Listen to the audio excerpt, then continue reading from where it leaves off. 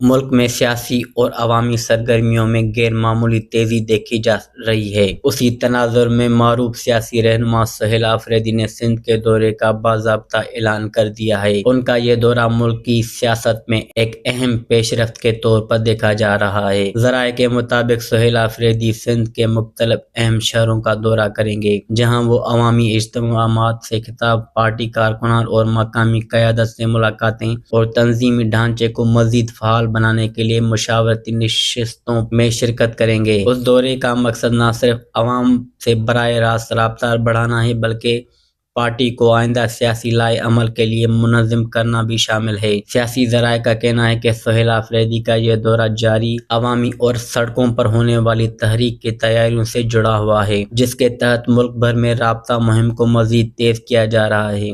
سندھ میں اس مہم کے ذریعے عوامی حمایت حاصل کرنے اور سیاسی پیغام کو مؤثر انداز میں پہنچانے کی کوشش کی جائے گی۔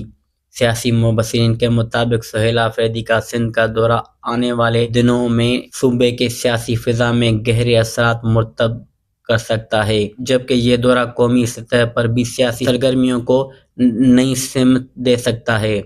سہیل آفریدی یا پارٹی قیادت کی جانب سے جاری کیے جانے کا واضح باضابطہ بیان کے بعد دورے کے شیڈول اور دیگر سرگرمیوں سے متعلق مزید تفصیلات سامنے آنے کی توقع ہے۔ ذرائع کے مطابق سہیل آفریدی 9 جنوری کو سندھ کا دورہ کریں گے۔